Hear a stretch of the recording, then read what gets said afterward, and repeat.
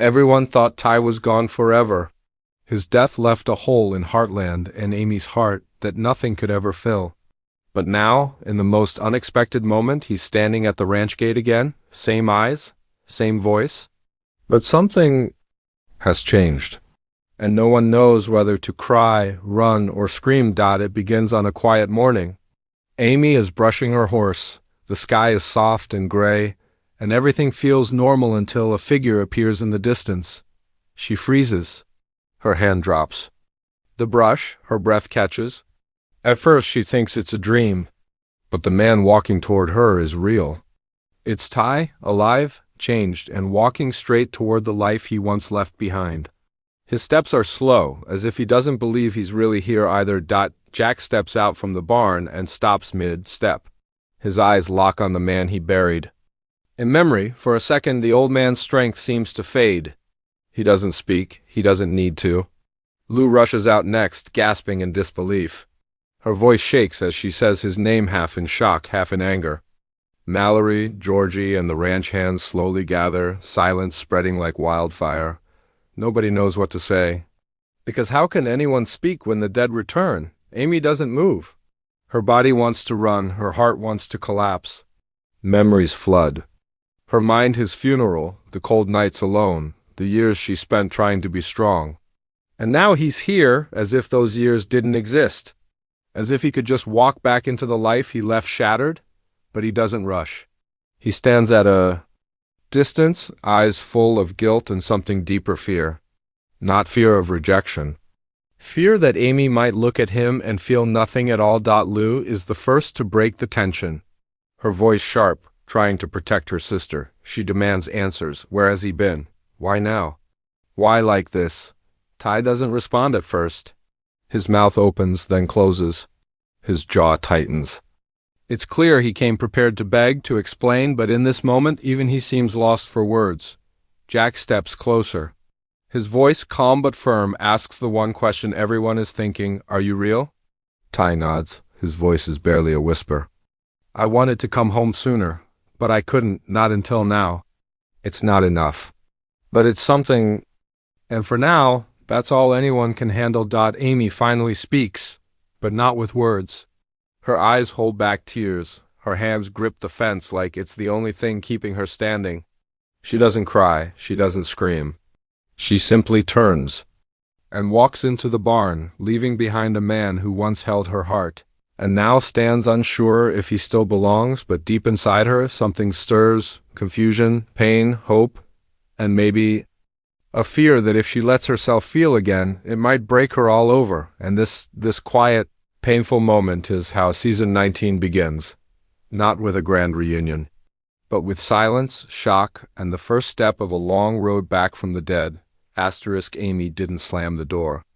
She didn't yell. She didn't fall apart. Instead, she disappeared into silence, and that silence said more than any words ever could.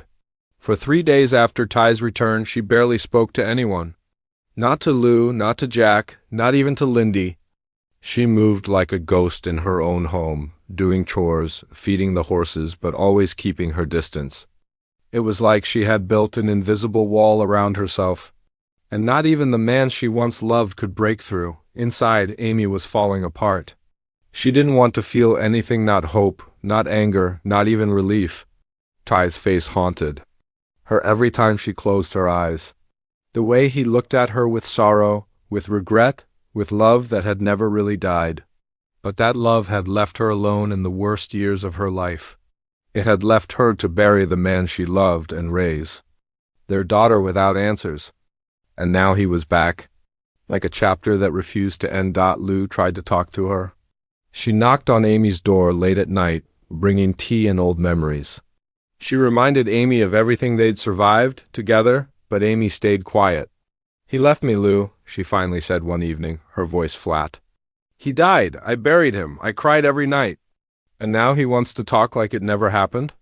Her hands were shaking, even though she tried to act calm. Lou didn't push. She just sat beside her sister, knowing some wounds don't bleed. On the outside, Jack, who had seen more heartbreak than most men ever could, tried to reach her in his own quiet way.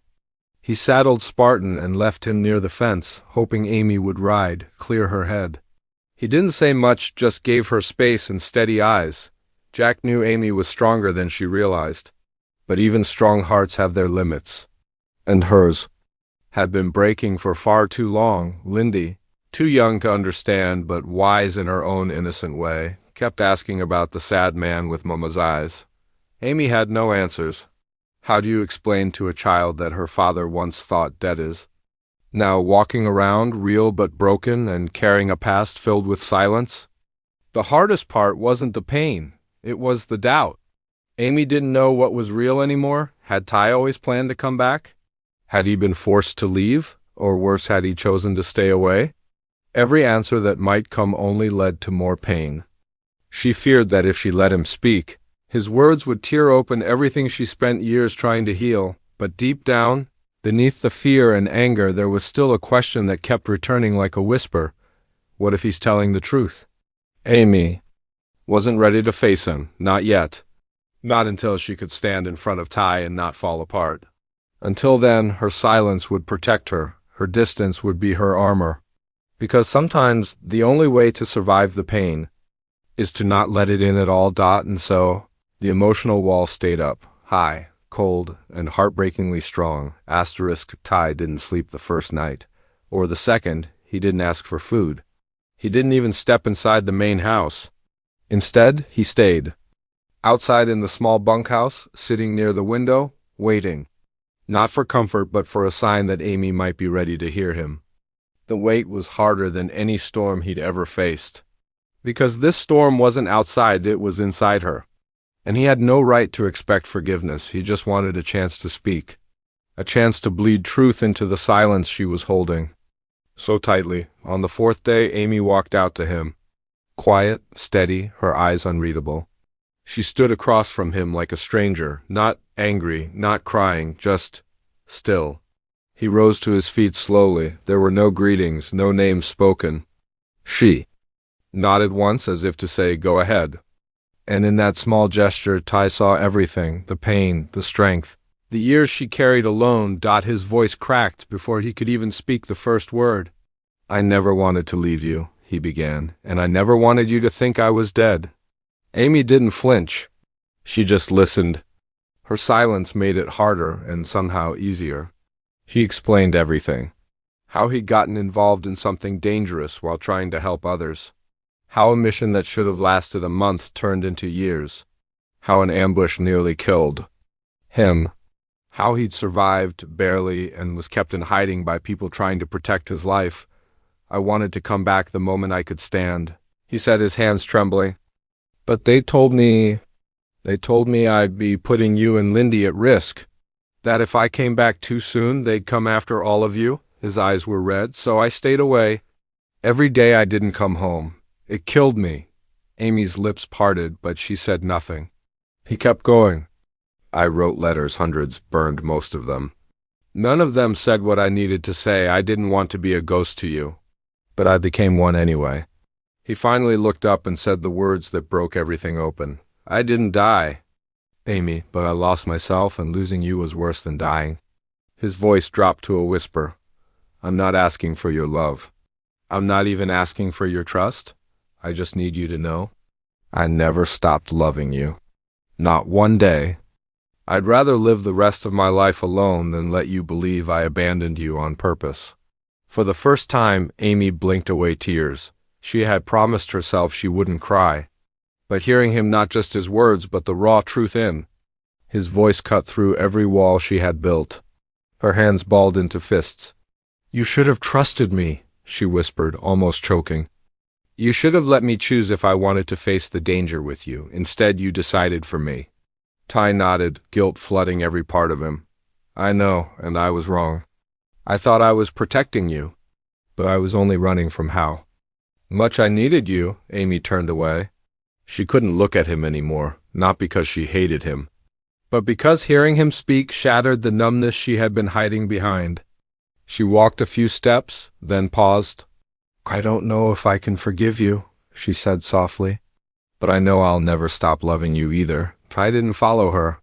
He just stood there, tears streaming down his face, letting her walk away with the only thing he had left, his truth. And for the first time since he returned, he felt a little lighter. Because sometimes speaking your heart is the only apology that matters.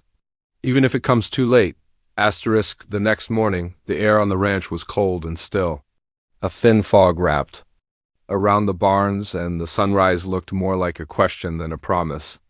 Amy stood on the porch with a mug in her hands, untouched and cold. Her eyes watched the fields, but her mind was far away, caught between the past that shattered her and the man who had come back from it. Ty hadn't tried to speak to her again. He knew one apology couldn't heal years of grief. So he gave her space, and that space grew heavy with silence. He spent his days fixing small things around the ranch.